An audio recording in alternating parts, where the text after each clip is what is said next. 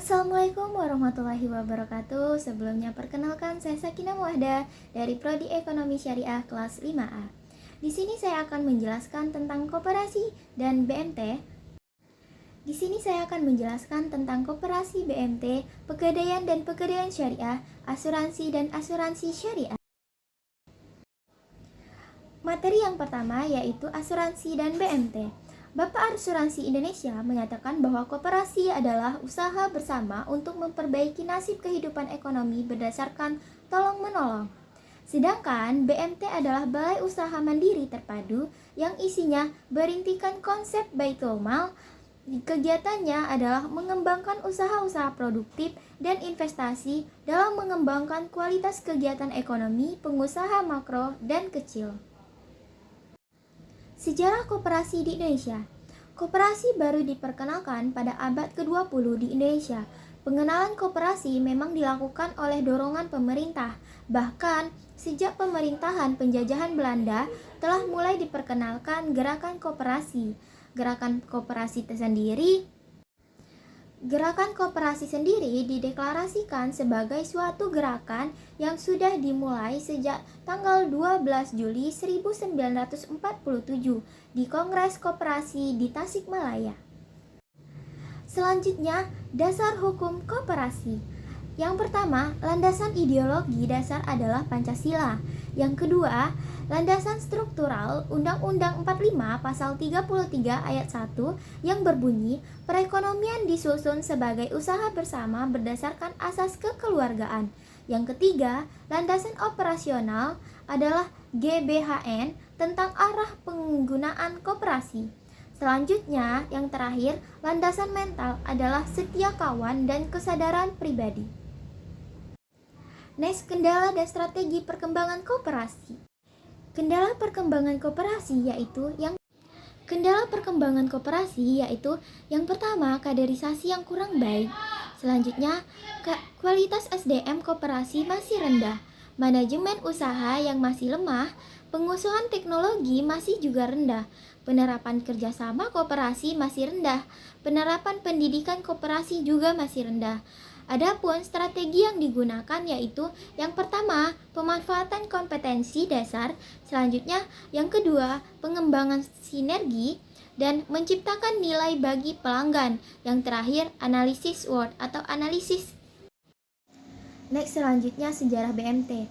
Sejarah BMT ada di Indonesia dimulai pada tahun 1984, dikembangkan mahasiswa ITB di Masjid Salman yang mencoba mengulirkan lembaga pembiayaan berdasarkan prinsip syariah atau bagi usaha kecil.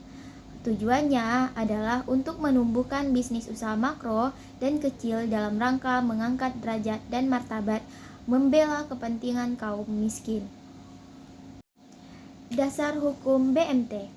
Oleh karena Badan Hukum Koperasi, maka BMT harus tunduk pada Undang-Undang Nomor 25 Tahun 1992 tentang Perkoperasian dan PP Nomor 9 Tahun 1995 tentang pelaksanaan usaha simpan pinjam oleh koperasi.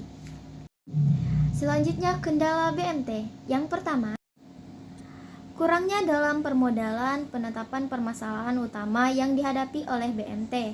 Yang kedua, sistem pengawasan yang dilakukan oleh otoritas pengurus koperasi yang masih sangat lemah. Yang terakhir, terbatasnya jumlah tenaga kerja yang memiliki kompetensi di bidang perekonomian. Yang ketiga, terbatasnya jumlah tenaga kerja yang memiliki kompetensi di bidang perkoperasian syariah yang baik. Selanjutnya, materi yang kedua yaitu pegadaian syariah. Nah, materi yang kedua, pegadaian dan pegadaian syariah. Perusahaan Umum Pegadaian adalah satu badan usaha di Indonesia yang secara resmi mempunyai izin untuk melaksanakan kegiatan lembaga keuangan berupa pembiayaan dalam bentuk penyaluran dana ke masyarakat atas dasar hukum gadai. Sedangkan pegadaian syariah adalah jenis pegadaian yang beroperasi sesuai dengan prinsip syariah. Pegadaian dikenal mulai dari Eropa, yaitu negara Italia, Inggris, dan Belanda. Pengenalan di Indonesia pada awal masuknya kolonial Belanda oleh sebuah bank yang bernama Van Leerning. Pada tahun 1960, Dinas Pegadaian berubah menjadi perusahaan negara atau bisa disingkat dengan PN. Pada tahun 1969, perusahaan negara diubah menjadi perusahaan negara jawatan. Dan pada tahun 1990 menjadi perusahaan umum Pegadaian melalui peraturan pemerintah nomor 10 tahun 1990 tanggal 10 April 1990. Selanjutnya, dasar hukum pegadaian konvensional. Pegadaian konvensional diatur dalam Undang-Undang Nomor 9 Tahun 1969 Pasal 6 dan Undang-Undang Nomor 9 Tahun 1969 Pasal 7. Selanjutnya, dasar hukum pegadaian syariah. Dasar hukum yang pertama yaitu berdasarkan Al-Quran dan Hadis. Selanjutnya, berdasarkan Fatwa DSN MUI Nomor 25 DSN MUI tahun 2002 tanggal 26 Juni 2002 menyatakan bahwa jaminan hutang dalam bentuk rohan diperbolehkan. Dan hukum selanjutnya yaitu berdasarkan Fatwa Dewan Syariah Nasional Nomor 26 DSN MUI 2002 tanggal 28 Maret tahun 2022 tentang rohan emas. Selanjutnya, aspek pegadaian dan pegadaian syariah. Aspek pegadaian yang pertama, aspek legalitas, aspek sumber daya manusia, aspek struktur organisasi, aspek produk dan layanan, aspek sejarah. Sedangkan aspek pegadaian syariah yang pertama, aspek legalitas, aspek permodalan, aspek sumber daya manusia, aspek kelembagaan, aspek sistem produser, dan aspek pengawasan. Kendala dan strategi pegadaian dan pegadaian syariah. Kendala dan strategi pegadaian dan pegadaian syariah. Yang pertama, kurangnya sosialisasi tentang bentuk pegadaian syariah. Selanjutnya, kebijakan pemerintah belum akomodatif. Pegadaian yang kurang populer. Dan yang terakhir, sulitnya pemberian pemahaman kepada masyarakat. Selanjutnya, strategi pengembangan pegadaian konvensional dan syariah. Yang pertama, meningkatkan sosialisasi tentang produk pegadaian syariah.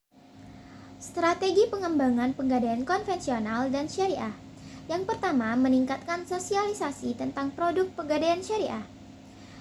Selanjutnya, mendorong kebijakan pemerintah yang lebih akomodatif dan meningkatkan popularitas pegadaian, meningkatkan kualitas tenaga profesional, dan memberikan pemahaman kepada masyarakat. Materi yang terakhir, yang ketiga, yaitu asuransi dan asuransi syariah. Secara istilah, asuransi berasal dari bahasa Belanda yang diterjemahkan ke dalam bahasa Indonesia dengan kata pertanggungan. Asuransi syariah adalah usaha saling melindungi dan tolong-menolong di antara jumlah orang atau pihak melalui investasi dalam bentuk aset atau tabaruk. Selanjutnya, sejarah asuransi. Istilah asuransi mulanya dikenal di Eropa Barat pada abad pertengahan berupa asuransi kebakaran. Kemudian pada abad ke-13 dan abad ke-14 terjadi peningkatan lalu lintas berhubungan laut antar pulau sehingga berkembang pula asuransi pengangkutan laut dan berasal dari Romawi. Selanjutnya, produk asuransi syariah. Di dalam produk asuransi syariah, yang pertama terdapat takaful keluarga atau asuransi jiwa. Yang kedua, terdapat takaful umum atau asuransi kerugian. Selanjutnya, produk asuransi konvensional. Yang pertama yaitu asuransi beasiswa, asuransi dwiguna, asuransi jiwa, dan asuransi kebakaran. Prinsip asuransi syariah. Yang pertama, tauhid, keadilan, tolong-menolong, kerjasama, amanah, kerelaan, larangan riba, dan larangan maisir. Sedangkan prinsip asuransi konvensional yaitu insurance interest, utmost good funds, indemnity, promise, dan contribution. Selanjutnya, kendala asuransi syariah. Yang pertama, belum adanya payung hukum mengenai asuransi syariah. Selanjutnya, faktor sumber daya manusia, manajemen kantor cabang, kendala operasional, kurangnya kesadaran berasuransi, tidak pengetahuannya masyarakat, dan adanya perasaan trauma pada asuransi konvensional. Itulah penjelasan dari saya tentang koperasi dan BMT, pegadaian dan pegadaian syariah, asuransi dan asuransi syariah. Semoga bermanfaat. Sampai jumpa.